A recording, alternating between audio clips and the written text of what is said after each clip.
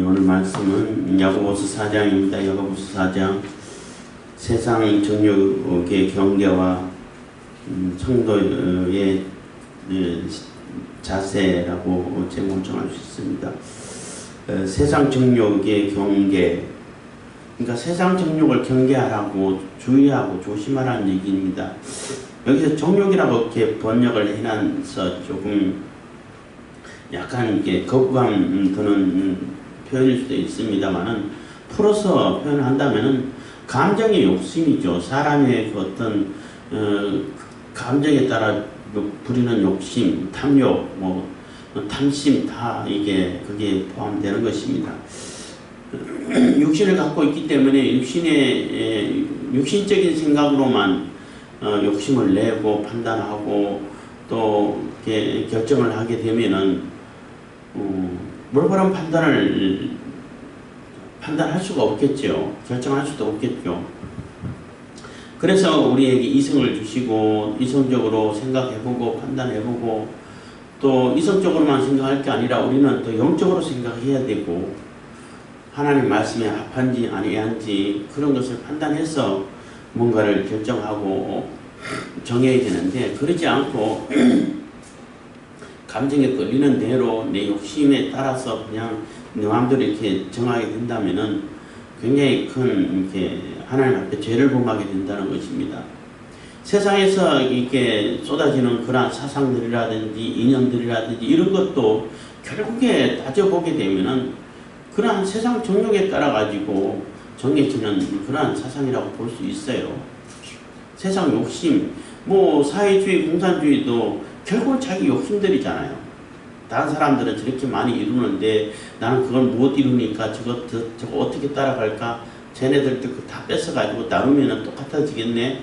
이런 욕심에 기인된 그러한 사상일 수밖에 없다고. 그렇기 때문에 세상에서, 이 세상 우리가 육신을 가지고 살면서 세상적이고 사람들이 하나님이 배제된 상태에서 뭔가가 이렇게 결정이 되고 뭔가가 만들어지고 하게 되면은 그게 다 이렇게 결국은 죄로 결과가 맺어지게 된다는 거예요. 그렇기 때문에 세상 정욕이라고 표현하는데, 세상적인 그런 감정의 욕심을, 세상적인 그런 탐욕이라든지 그 탐심이라든지 이런 것을 배제를 하고 그걸 너무 조심하라는 거죠.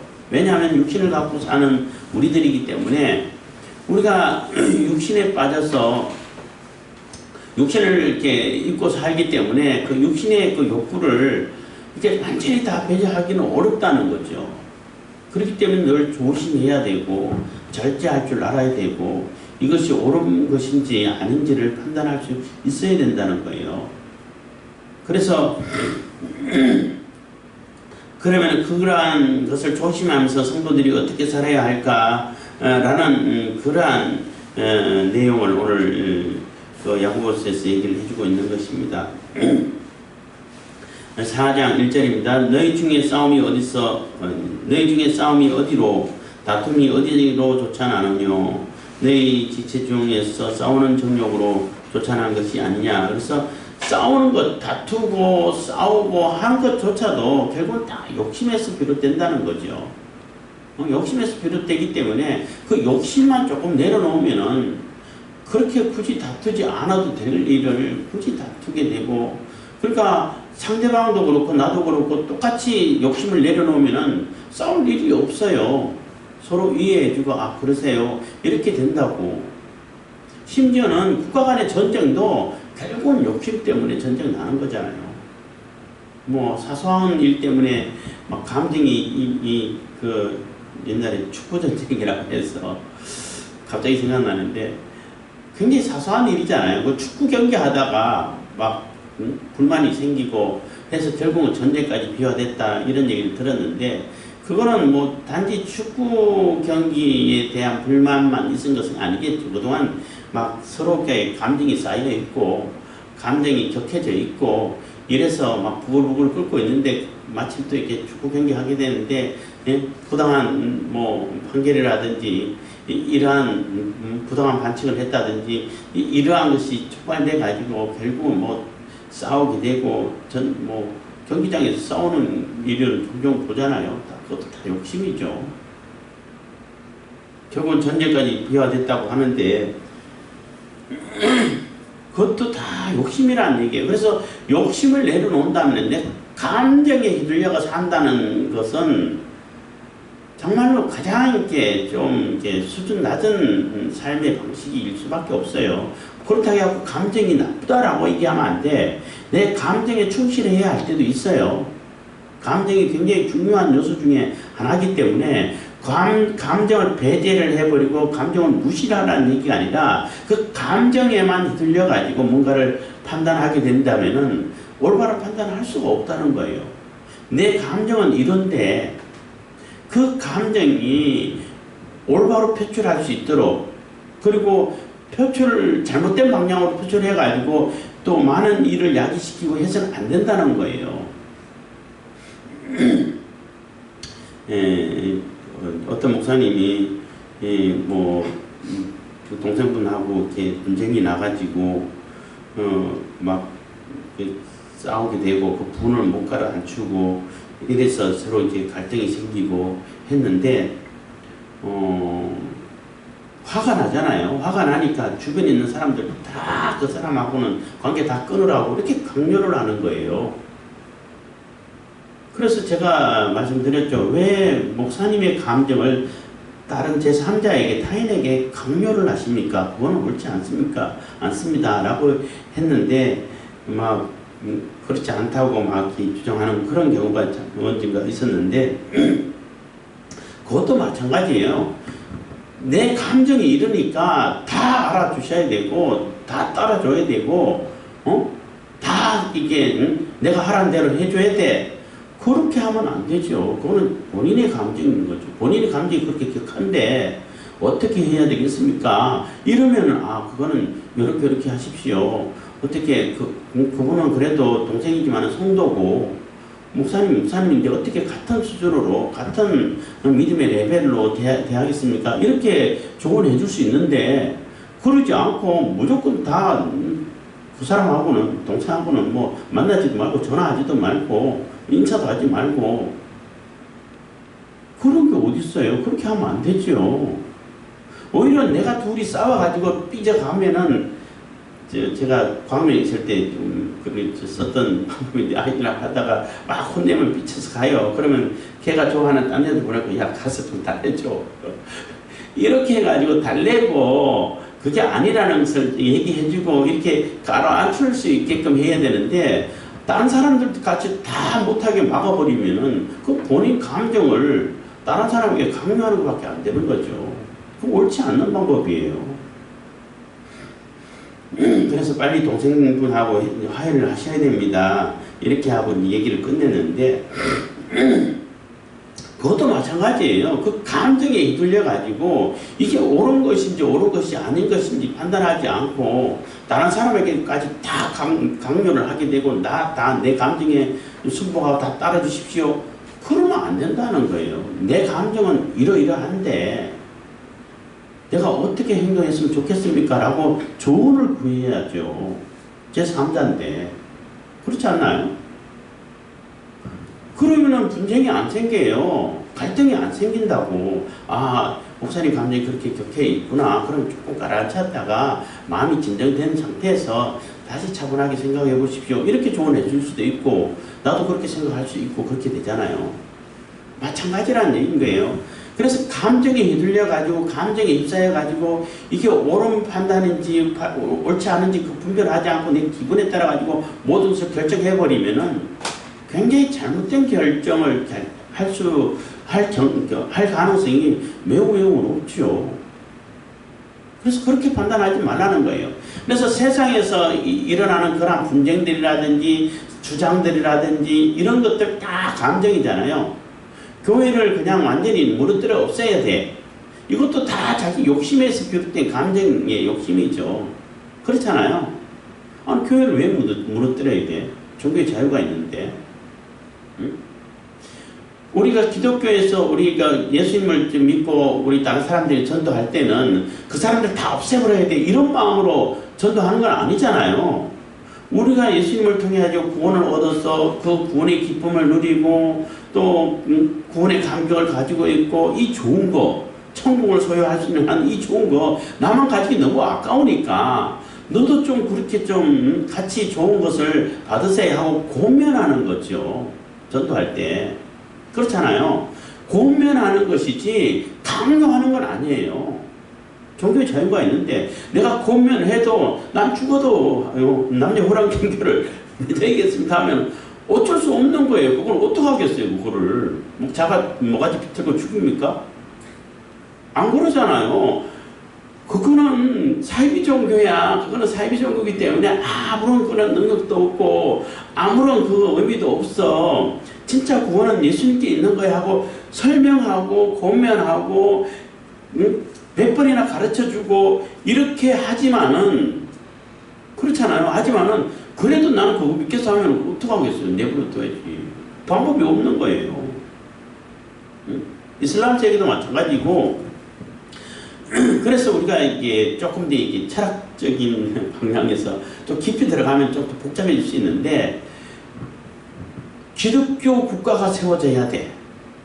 모든 것이 기독교 방식으로만 다 해야 돼. 이렇게 강요를 하게 되고 강제를 하게 되면은 그게 이상하게 돼 버린다는 거예요. 그러면은 어떤 이정훈 교수가 자주 쓰는 편인데 이슬람 국가하고는 뭐가 다르냐는 거죠. 이슬람 국가 IS 해가지고 완전히 뭐 그 자기들이 세워놓은 그 규율에 안 따르면 다 죽여버리잖아. 그 여자들 어린 여자들 데려와가지고 완전히 성노리개로 강간하고 그러면서도 낄낄거리고 그러고 마음에 안 들면 죽이고 자기들 율법이라는 거예요. 그런 게 어디 있어요? 그러면 안 되죠.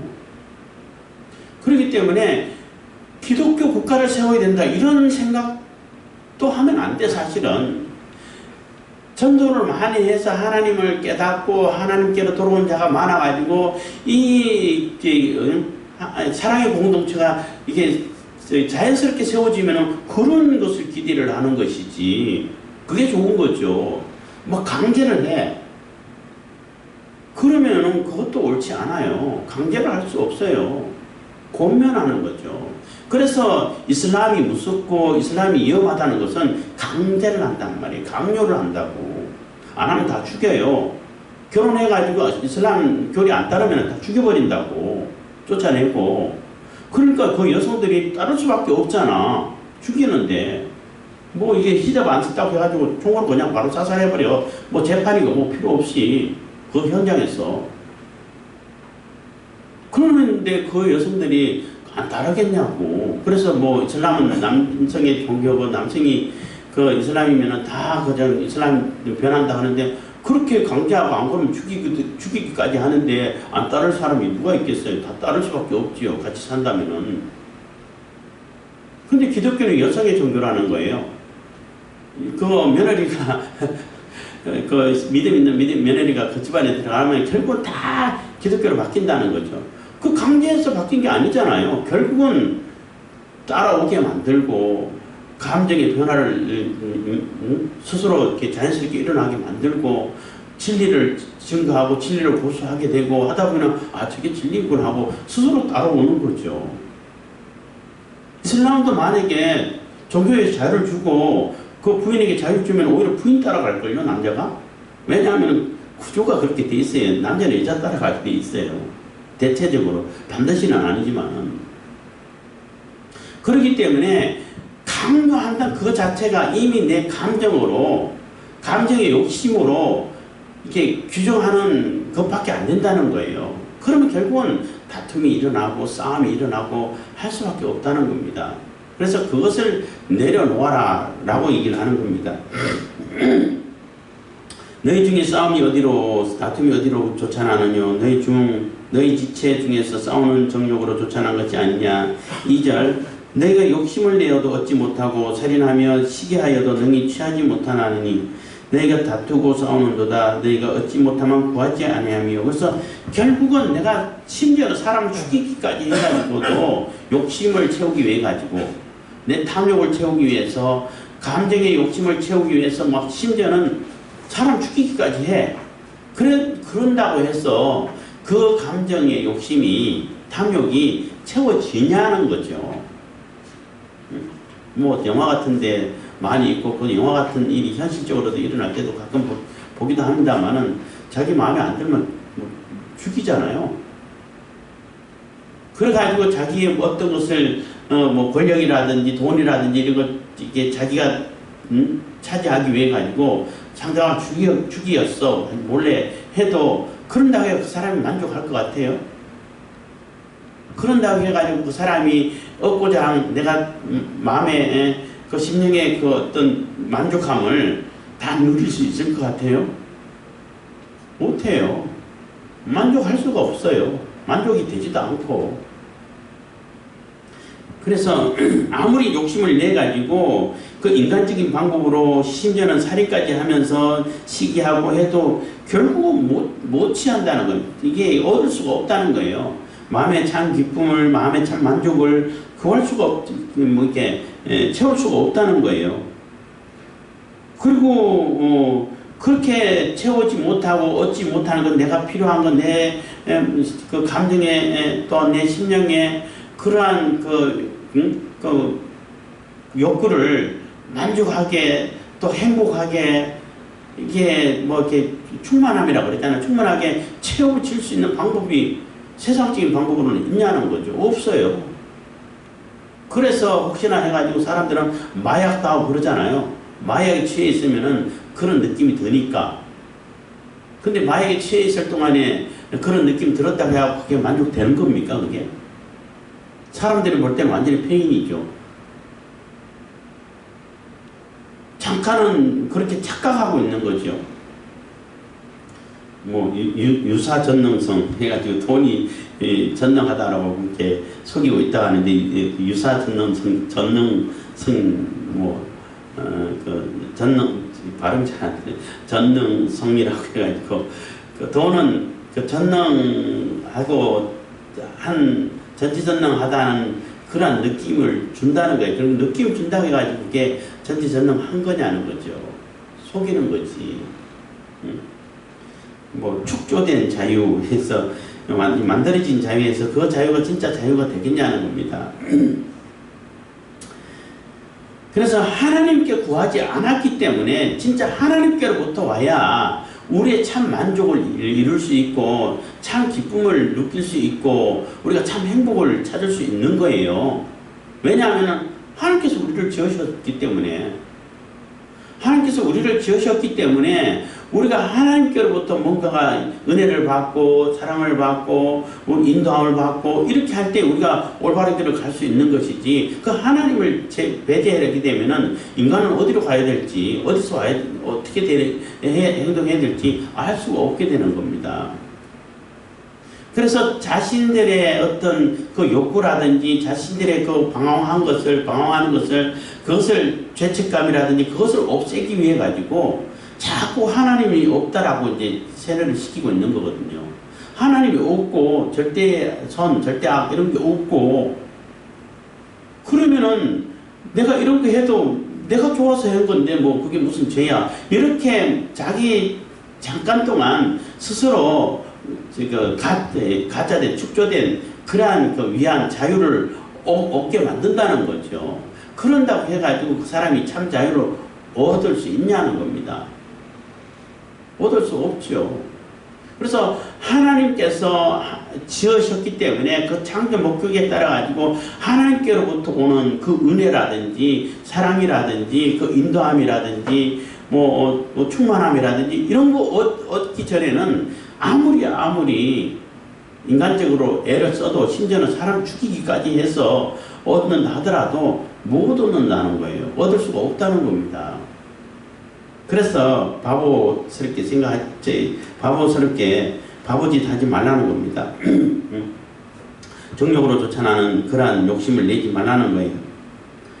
3절 구하여도 받지 못하면 정욕으로 쓰려고 잘못 구함이니라 해서 그래서 하나님께 구해야 우리가 얻을 수 있는데 하나님께 구해도 얻지 못한 경우가 또 있다는 거예요.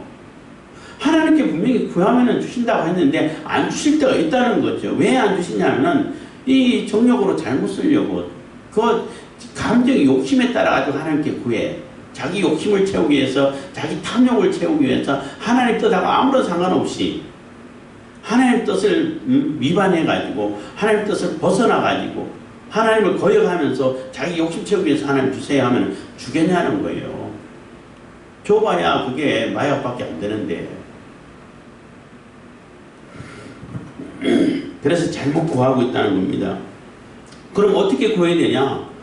당연히 하나님 뜻에 맞게끔 구해야죠. 창조 목적에 맞게끔 구해야죠. 하나님 뜻에 맞고 하나님께서 기뻐하시는 그 방향으로 내가 구하면 다 얻을 수 있는데, 하나님 뜻을 무시해버리고 하나님 뜻하고 상관없이 반대로 내 욕심 채우기 위해 가지고 구하면은 하나님께서 그걸 주시겠냐는 거예요. 하나님께서 우리를 얼마나 사랑하시는데, 사랑하시기 때문에 안 주시는 거예요. 사랑하지 않고 그래 네 맘대로 살아봐 하면 주실 수도 있죠. 뭐 네가 알아서 살아 하게 된다면. 그러니까 그만큼 우리를 아끼시고 사랑하시기 때문에 이거는 주면은 이게 독밖에 안 되겠구나 하면 안 주시는 거예요. 그래서 우리가 하나님께 무언가를 구할 때도 이게 하나님 뜻에 합당한 것인지, 하나님께서 기뻐하실 일인지, 내가 하나님의 뜻을 받들어 가지고 하나님의 영광을 드러내는 그런 방향으로 가기 위한 구함인 것인지를 살펴봐야 돼요. 그럴 때 하나님께서 기뻐하고 궁뎅이 두드려주면서 더 많이 주시지. 단지 내 욕심을 채우기 위해서 구하면은 하나님께서 구해도 안 주신다는 것입니다. 4절입니다. 가늠하는 여자들이여 세상과 벗된 것이 하나님의 원수임을 알지 못하느뇨. 그런즉 누구든지 세상과 벗이 되고자 하는 자는 스스로 하나님과 원수되게 하는 것이니라. 그래서 이 세상적인 그러한 요소, 세상적인 탐욕, 세상적인 그러한 욕심, 이런 것을 다 하나님하고 이게 원수되게 만드는, 하나님 뜻하고는 하나님 뜻을 거역하는 것밖에 안 된다는 겁니다. 그래서 그것을 잘 기억하고 무언가를 구하라는 것입니다. 그래서 이렇게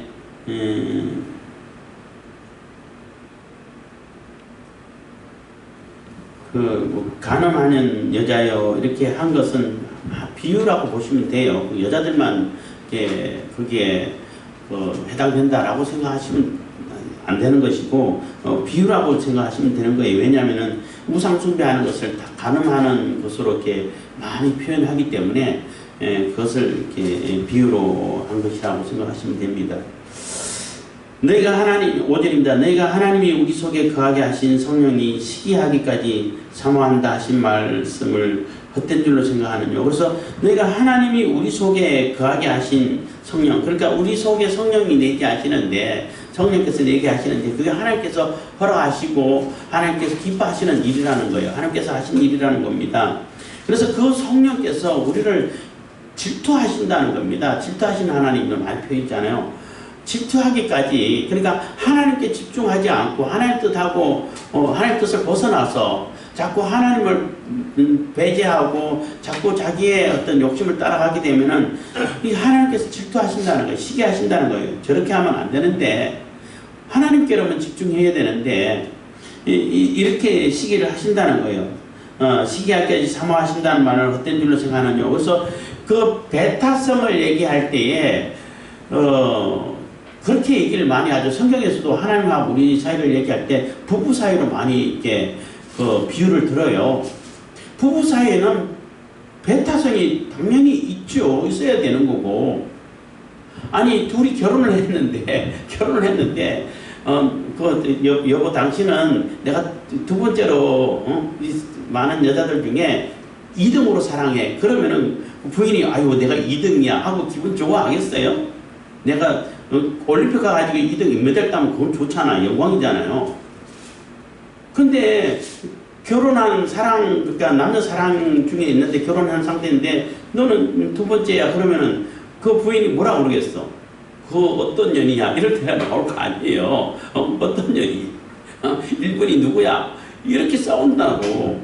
거기는 누가 끼어들면 안 돼요. 부부 사이에는 아무도 끼어들 수 없어요. 심지어는 자녀들도 끼어들 수 없다라고 얘기까지 해요. 굳이 우선순위를 따지자면은 부부가 먼저고 그 다음에 자녀라는 거예요. 그렇기 때문에 둘이 결혼해서는 둘에게 서로 집중을 해야 되지 자꾸 딴 데 기웃기웃 하면은 그게 이제 불륜이죠. 불륜이라 그러지 그걸 이렇게 로맨스를 안 그러잖아요. 내가 하면은 로맨스고 남이 하면은 불륜이고 요즘 그렇게 막 적용을 많이 하는데 지금 자기가 해도 불륜이에요. 그것도. 그것처럼 하나님과 우리 사이에는 그 부부관계처럼 다른 어떤 존재 끼어들면 안 돼요. 끼어들 수도 없고 끼어들어서도 안 돼요. 그렇기 때문에 배타성을 당연히 가지는 겁니다.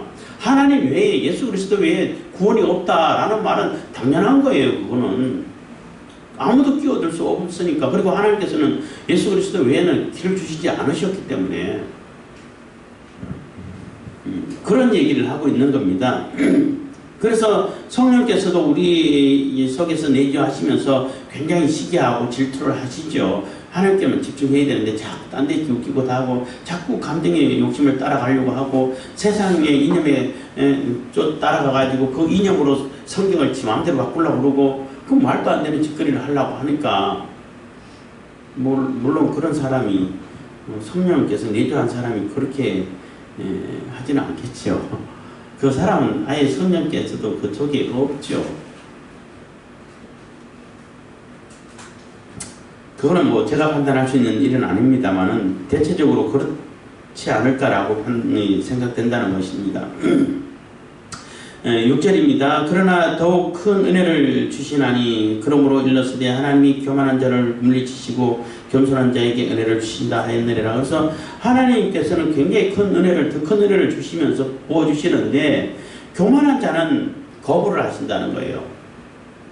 교만한 사람들은 하나님도 자기 발 아래 두려고 그래요. 그래서 겸손한 자를 불러서 쓰시는데 제가 뭐 자주 얘기합니다만은 겸손과 교만 얘기할 때에 제가 굉장히 분석적인 사람인 것은 확실한 것 같아요. 근데 교만이 어디까지가 교만이고 겸손이 어디까지가 겸손이냐는 거죠. 내가 제가 못합니다. 제가 어떻게 이렇게까지 합니까? 뭐 저 같은 사람이 어디 나설 수 있습니까? 이렇게 얘기한다고 해가지고 그 겸손이 되겠어요? 그렇다고 해가지고 겸손이 되지 않아요. 그렇게 얘기하면서도 교만한 사람 봤어요. 내가 분명히 할 수 있고 이건 내게 주어진 일인데 내가 못한다고 그러면 그 겸손인가요? 그거는 고역인 거지. 내가 할 수 있어서 이건 내가 할 수 있습니다. 그러면 교만이 됩니까? 아닌 거예요. 그거는 자신감이지. 그래서 그 구분이 뭘까? 라고 이제 생각을 하게 된 겁니다. 그래서 자신감하고 교만하고 구분이 되는데 구분을 잘 해야 되는 거죠. 교만을 자신감으로 착각할 수도 있고 자신감인데도 불구하고 교만으로 사람들이 잘못 판단할 수도 있어요. 그래서 제 나름대로 기준을 정했어. 여기서부터는 교만이고 여기서부터는 겸손이다 라고 기준을 정했는데 그 기준이 뭐냐면은 상대방을 인정해 줄 때, 배려할 때 겸손이 시작돼요. 나도 이거 할 수 있지만은 너는 그것을 잘 할 수 있구나.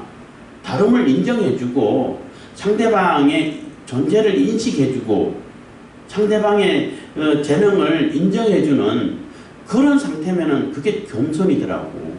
근데 교만한 사람들은 절대 상대방 인정 안 해요. 상대방을 무시를 해. 일단 자기가 내가 뭐 할 수 있는 게 뭐 있습니까? 하면서 상대방 다 무시하고 자기 외에는 아무것도 없는 것처럼 얘기해요. 그럼 교만이죠. 그렇게 얘기한다더라도. 그래서 상대방을 인정하고 상대방의 존재를 인식해주면은 그게 겸손이구나. 그거 없으면 교만이구나. 이렇게 구분을 했어요. 제가. 워낙 분석적이다 보니까 그렇게 아니면은 이게 겸손이야. 이거 아니면 뭐 이게 교만이야. 분별할 수가 없을 때가 있더라고요. 그래서 그렇게 정해가지고 구분하고 있는데 맞는 것 같아요. 구분을 아주 기준을 잘 정한 것 같아요. 제가 정해놓고도 그렇게 하는데 마찬가지예요. 하나님의 존재를 인식하고 하나님의 크신 능력을 인정하고 그 따르는 자, 그 사람이 겸손한 거예요. 그 사람을 쓰죠. 하나님은. 당연하죠. 하나님을 인정하지 않고 하나님 존재도 인식하지 않는 그런 사람 쓰시겠어요? 버리지. 그게 바로 겸손과 교만과 겸손의 구분이라고 말할 수 있습니다. 7절입니다. 그런즉 너희는 하나님께 순복할지어다. 마귀를 대적하라. 그리하면 너희를 피하리라. 그래서 너희는 하나님께 순복하라는 얘기는 순종하고 복종하라는 얘기예요. 완전히 따르라는 거예요. 하나님 앞에는 이게 이렇게 이유가 필요 없어요. 왜냐하면 절대자신데. 그래서 하나님 말씀은 무조건 들어야 우리에게 복이 되고 우리에게 능력이 되는 거예요. 근데 뭘 분별해야 되냐면 이게 진짜 하나님 말씀이 맞는가 안 맞는가를 분별해야 돼요. 왜냐하면 이게 사탄이 가장을 해가지고 속여가지고 하나님 말씀인 것처럼 이렇게 얘기할 때도 있거든요. 그래서 이게 진짜 하나님 말씀인가 아닌가를 분별해야 돼요. 그 분별이 아주 중요한 분별인데 그런 분별을 한 다음에 그러니까 분별을 어떻게 하냐면은 성경을 근거로 해가지고 하나님의 속성에 맞는지 성경에서 그것을 근거를 하고 있는지 하나님께서 우리에게 하시려고 하는 그 일하고 속성하고 그 뜻하고 하나님의 그 의지하고 맞는 것인지 그것을 보고 판단해야 되는 거예요. 아무리 내게 좋은 말이라 할지라도 일확천금을 갖다 준다 하더라도 하나님의 속성에게 맞지 않고 성경에도 근거가 없고 그러면은 그거 하나님 말씀 아닌 거예요. 하나님 자신의 속성을 거역하면서까지 우리에게 말씀하시지는 않아요. 이 성경을 주시면서 성경을 부정하는 그러한 성령 역사는 없어요. 신사도주의 해가지고 그런 때가 한때 유행될 때가 있었는데 그렇지 않아요. 왜냐하면 성령께서 성경을 쓰셨는데 그것을 부정하는 자기 부정을 하는 그러한 어리석음을 하나님께서 고마시겠냐는 거죠. 그래서 하나님의 말씀이라고 판단되면은 무조건 순종하는 것이 우리에게 가장 큰 복과 행복을 갖다 줘요. 지금은 이해가 잘 안 된다 할지라도 그 당시에는 이해가 안 된다 할지라도 따르라는 것입니다. 그래서 그런즉 너희는 하나님께 순복할지어다. 마귀를 대적하라. 그리하면 너희를 피하리라. 그래서 사탄 마귀는 우리가 대적할 수 있는 거예요. 예수 그리스도의 이름이 있기 때문에. 그리고 요한계시록 쭉 얘기하다 할 수 있는 얘기입니다만은 사탄이 잠깐 갇혀 있는 상태라고 보시면 돼요. 지금은. 그래서 직접 우리를 유혹을 못해. 간접적으로 하지. 귀신을 자기 졸개들 귀신을 시킨다든지 귀신을 시켜도 귀신도 우리를 직접 이렇게 뭔가를 해를 끼치지 못해. 누구를 통해 가지고 사람을 통해 가지고 하는 것이지. 근데 이제 잠깐 놓일 때가 있다고 그랬잖아요. 그때는 지금도 유혹이 그래도 좀 심하다고 볼 수 있는데 그렇게 심하지는 않고 우리가 대적하면 대적할 수 있으니까. 근데 직접 와가지고 유혹할 때는 그 유혹이 얼마나 강하고 또 심하겠냐는 거죠. 사람들이 다 쏘아 넘어가겠죠. 예수님 재림하실 때 잠깐 그런 일이 벌어지지 않을까 저는 그렇게 생각합니다. 그렇지만은 어쨌든 간에 지금은 마귀를 대적하고 사탄을 대적하고 귀신을 쫓아내고 할 수 있다는 겁니다. 우리 그러한 권세가 있고 그 왕 같은 그런 제사장의 능력이 있어요. 예수 그리스도의 이름으로 다 대적할 수 있다는 겁니다. 그래서 마귀를 대적하면은 내가 막 벌벌 떨는 게 아니라 걔가 나를 피해간다니까. 그래서 제가 이제 농담, 진담 비슷하게 이제 광명에 있을 때 자주 쓴 표현이라고 여러 번 얘기했는데 한동안 귀신 얘기 한참 많았을 때가 있었잖아요. 그 유행될 때가 있었어. 그러면서 애들이 막 무서워 하면서 계속 그것만 보려고 그래. 그것도 이제 습관, 중독 그런 계략이라고 사탄의 계략이라고 말할 수 있는데 그럴 때 이제 자꾸 얘기해서 전사님은 귀신 안 무서워요? 이렇게 얘기할 때 귀신이 나 무서워해, 나를 무서워해 이렇게 얘기를 했는데 귀신이 우리를 무서워해요. 대적하게 되면 피하게 된다고. 그래서 당당하게 담대함을 가지고 대적을 하라는 거예요. 귀신은 사탄은. 그러면 피하게 된다는 거죠. 그래서 사탄의 계략에 넘어가지고 유혹에 넘어가지고 정욕을 따라가지고 감정의 욕심, 탐욕을 따라가지고 모든 것을 판단하고 이런 바보짓 하지 말라는 거죠. 오히려 대적을 하라는 겁니다. 예, 하나님을 가까이 하라. 그리하면 너희를 가까이 하시리라. 죄인들아 손을 깨끗이 하라. 두 마음을 품은 자들아 마음을 성결케 하라. 그래서 하나님을 가까이 하는 것이 우리의 복이라고 시편에서 얘기했잖아요. 그게 우리가 가장 행복하고 큰 복을 받는 비결이에요. 내가 어떤 계기를 통해 하고 하나님을 가까이 하게 됐다면 그게 나에게 복의 기회가 된 거예요.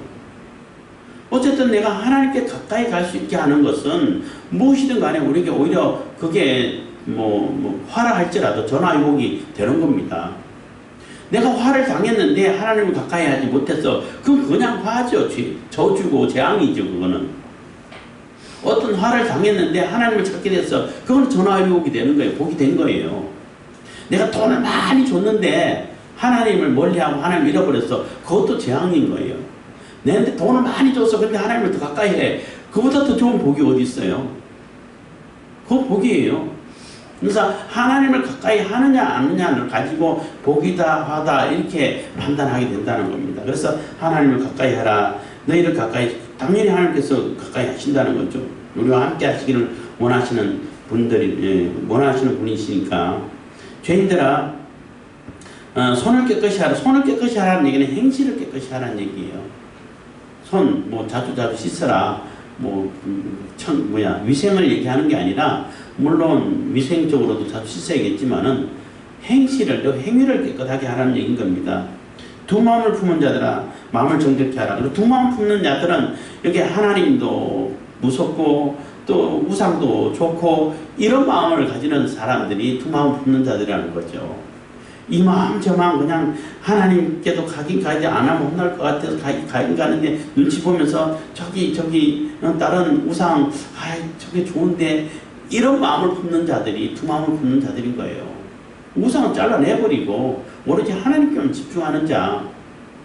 행위에 완전하여 할 때에 율법에 완전한 자, 온전한 마음으로 하나님 바라보는 자 얘기할 때 다 같은 얘기인 겁니다.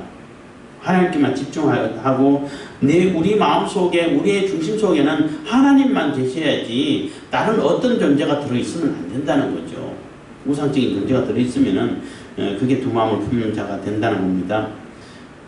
슬퍼하며 애통하며 울지어다. 너희 웃음을 애통으로 너희 즐거움을 근심으로 바꿀지어다. 그래서 슬퍼하고 애통하라는 얘기는 맨날 그냥 질질 짜고 우울하고 이렇게 다니라는 얘기가 아닌 거예요.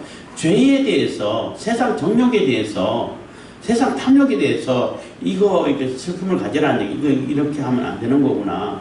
이러면 이렇게 큰일 나겠구나. 이런 마음을 가지라는 거죠. 죄를 지으면서 즐겁고 쾌락을 느껴. 그거 굉장히 위험한 거죠. 그러면 안 되죠. 실질적으로 이렇게 그런 얘기가 많이 이제 영화 같은 데도 들리고 실질적으로 그런 일이 일어나기도 하고 사이코패스라 이런 표현도 나오잖아요. 그 사람은 그런 범죄를 하면서 쾌락을 느껴요. 그런 쾌락을 바꾸라는 겁니다. 근심으로 바꾸라는 얘기고 이거 하면 안 되는데 하고 깨달으라는 거죠. 하나님께서 주신 기쁨을 누릴 때 그 기쁨을 기뻐해야 되는 것이고 하나님으로 인해서 즐거워할 때 참 즐거움이 되고 그런 즐거움을 느껴야 되는 것이지 죄로 인해 가지고 세상 정욕으로 인해 가지고 세상 욕심으로 인해 가지고 내가 기뻐하고 즐거워하고 웃고 하면 이게 잘못된 것이란 겁니다. 10절 주 앞에서 낮추라 그리하면 주께서 너희를 높이시리라. 그래서 내가 겸손하게 낮추고 주님 앞에 나가게 되면은 하나님이 나를 높여주셔요. 그럴 때 진짜 내가 높아지는 것이고 내가 고귀한 존재가 된다는 거죠. 이거는 여러분 많이 얘기했죠. 내가 내 영광을 찾는다고 내가 나 스스로 높인다고 그렇게 애를 아무리 써봐야 티끌의 영광밖에 안 돼요. 아무리 가치가 없다고. 그런 가치 없는 걸 가지고 내 스스로 높인다고 높이집니까? 근데 그것을 다 내려놓고 오로지 하나님의 영광을 찾게 되면은 그 하나님 영광을 위해서 쓰이는 존재가 얼마나 고귀한 존재가 되고 얼마나 영광스러운 존재가 되는데 그걸 왜 생각하지 못하냐는 겁니다. 그래서 주 앞에서 낮추라 그리하면 주께서 너희를 높이시리라. 11절 형제들아 피차에 비방하지 말라. 형제를 비방하는 자나 형제를 판단하는 자는 곧 율법을 비방하고 율법을 판단하는 것이라. 네가 만일 율법을 판단하면 율법의 준행자가 아니요 재판자로다. 그래서 네가 하나님처럼 판단하지 말라는 하나님 노릇하지 말라는 거예요. 우리가 어떻게 하나님 될 수 있어요? 하나님만 하나님 될 수 있는 거죠.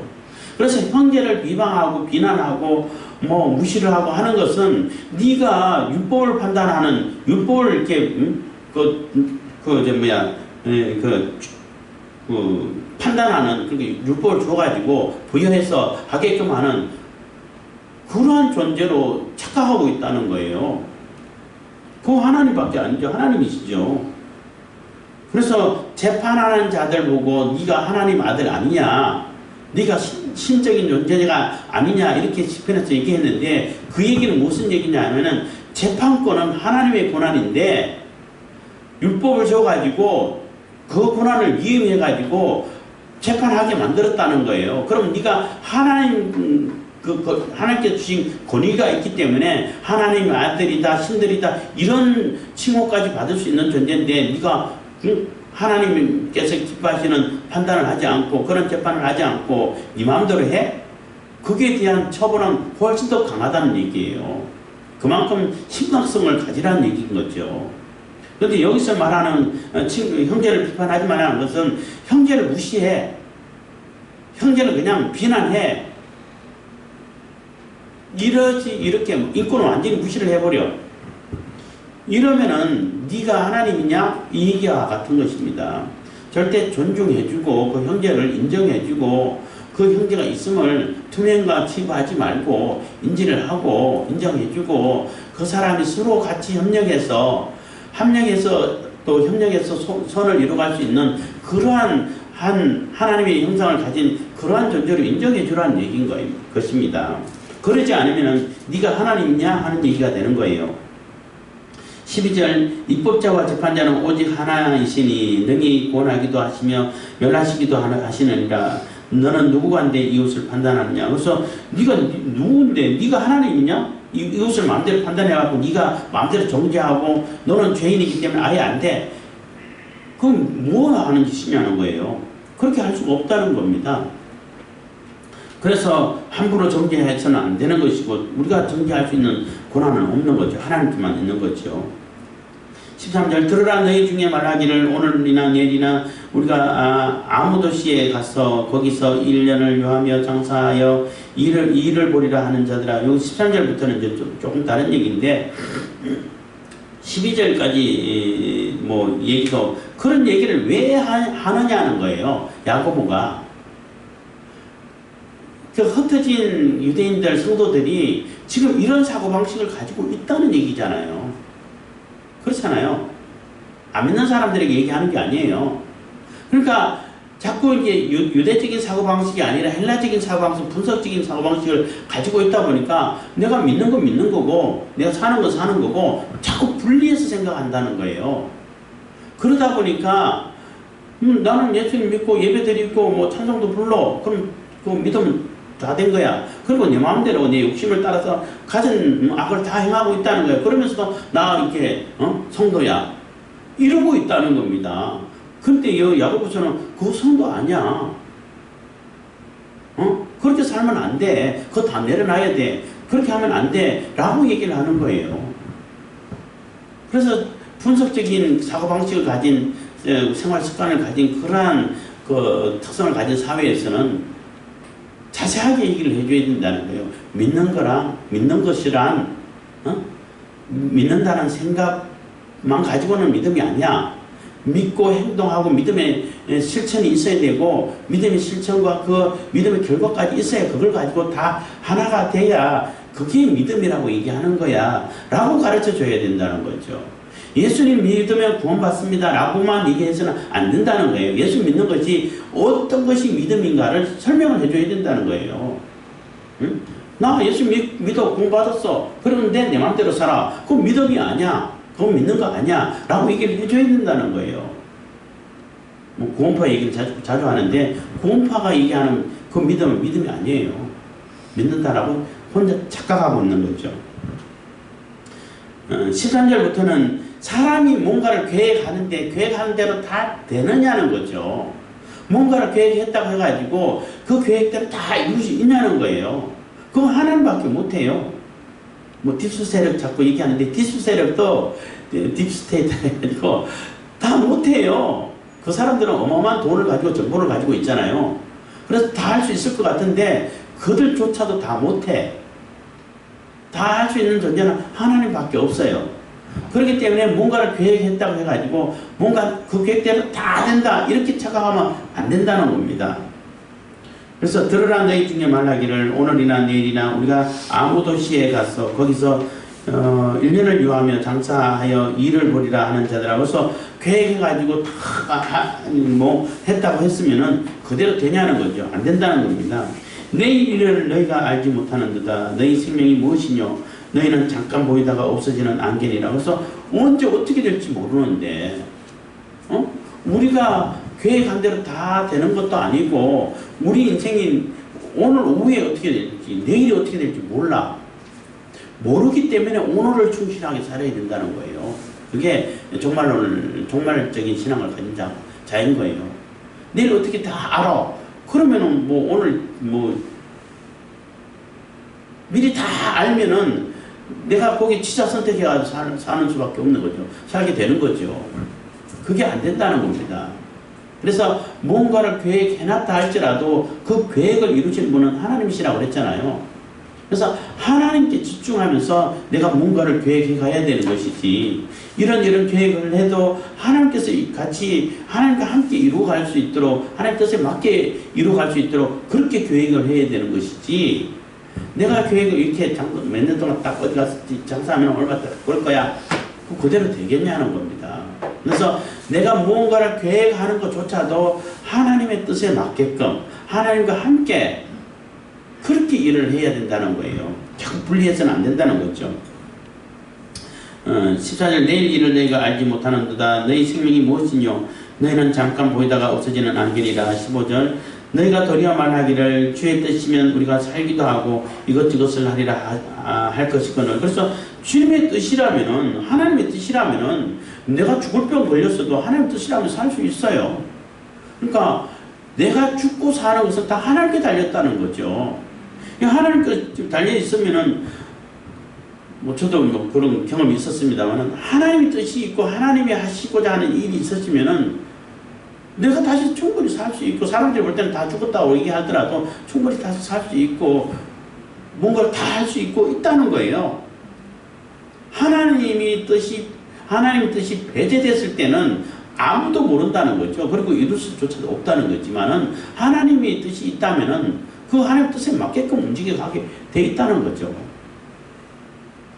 그래서 너희가 도리어 말하기를 주의 뜻이면 우리가 살기도 하고 이것저것을 하리라 할 것이오늘 너희가 이제 흩어난 자랑을 자랑하니 이러한 자랑은 다 악한 것이니라. 그래서 하나님의 뜻이 배제되지 않고 하나님 뜻과 함께 했을 때 다 할 수 있는 것인데 그렇게 우리가 판단하고 생활을 해야 되는데 삶의 자세 신앙 성도들의 자세를 가져야 되는데 그렇게 하지 않고 다 이건 내가 잘한 거야 이건 내가 할 수 있는 거야 내가 한 거야 하나님 이제 없어도 돼 이런 바보짓을 하고 있다는 거예요. 그게 어떻게 옳은 일이냐는 거죠. 그게 죄라는 겁니다. 하나님을 배제하는 것 자체가 죄라는 거예요. 뭐 나쁜 일 악한 거 뭐 사람 죽이고 도둑질 당연히 죄죠. 사람이 볼 때도 죄인데 그 하나님이 함께 하시면 그런 짓 할 수 있겠어요? 못하지 당연히. 그러니까 하나님을 배제한 상태 하나님이 없어도 됩니다 라고 하는 그 순간부터 그 자체가 죄라는 거예요. 그래서 이제 너희가 허탄한 자랑을 자랑하니 이러한 자랑은 다 악한 것이니라. 이러므로 사람이 선을 행할 줄 알고도 행치 아니하면 죄니라. 그래서 선을 행한다는 얘기는 하나님의 뜻을 행한다는 거거든. 선이라는 얘기는 하나님이 선 자체예요. 기준이에요. 뭐 요즘 들어서 자주 얘기하는데 하나님이 어떤 선을 행하고 어떤 옳은 일을 하고 하시는 분이 아니라 하나님이 하시는 것이 옳은 일이고 하나님이 그 자체가 선이신 거예요. 그래서 하나님의 뜻을 받들고 하나님의 일을 하는 것이 선인 거예요. 그것을 행할 줄 알고도 그렇게 해야 된다는 것을 알면서도 안 해. 그게 죄라는 거죠. 그래서 하나님이 배제가 되고 하나님을 자꾸 이렇게 인식을 안 하려고 하고 하나님을 떠나려고 하고 이 자체가 죄라는 거예요. 거기서부터 죄가 이미 이 죄가 시작된다는 겁니다. 그렇기 때문에 우리가 신앙생활을 할 때에 자꾸 이제 헬라적인 사람들처럼 분석을 해가지고 여기까지가 믿음이고 여기까지 믿음 아니야. 이것도 사실 필요한 거예요. 필요해요. 왜냐하면 이단 사상을 분별한다든지 또 이단 사상을 가진 사람들을 이렇게 판단할 때는 분별해야 돼요. 저거는 좀 다른데 이 분별한 그런 사고방식이 필요하긴 필요한데 내가 믿음에 대해서는 내가 믿는다라고 생각할 때는 믿음을 가졌어. 내 마음대로 살아도 돼. 이런 바보 같은 분별은 할 필요가 없다는 거 해서는 안 된다는 거예요. 항상 하나님이 함께 하시고 하나님과 동행하고 하나님께 주신 뜻을 따라서 하나님 뜻에 맞게끔 뭔가를 구하고 일을 할 때 그게 선이고 그게 우리가 행할 수 있는 선이고 우리가 올바른 길을 가고 우리가 참 기쁨과 참 행복과 참 만족을 누릴 수 있는 방법인데 그 방법 아닌 하나님이 배제된 방법은 다 죄라는 거예요. 잘못된 방법이라는 겁니다. 내 욕심을 따라가지고 정욕을 따라가지고 욕심의 그 감정의 욕심을 따라가지고 판단하는 것이지 탐욕을 따라서 판단하는 것이지 올바른 것이 아니라는 겁니다. 그래서 우리가 다 언제나 하나님과 동행할 수 있는 임마누엘 하나님을 경험해서 하나님의 뜻에 맞게끔 우리가 언제나 삶을 살아갈 수 있기를 바라겠습니다. 기도하겠습니다. 사랑해 주신 감사합니다. 이 시간에도 은혜하고 복을 베푸신 감사드립니다.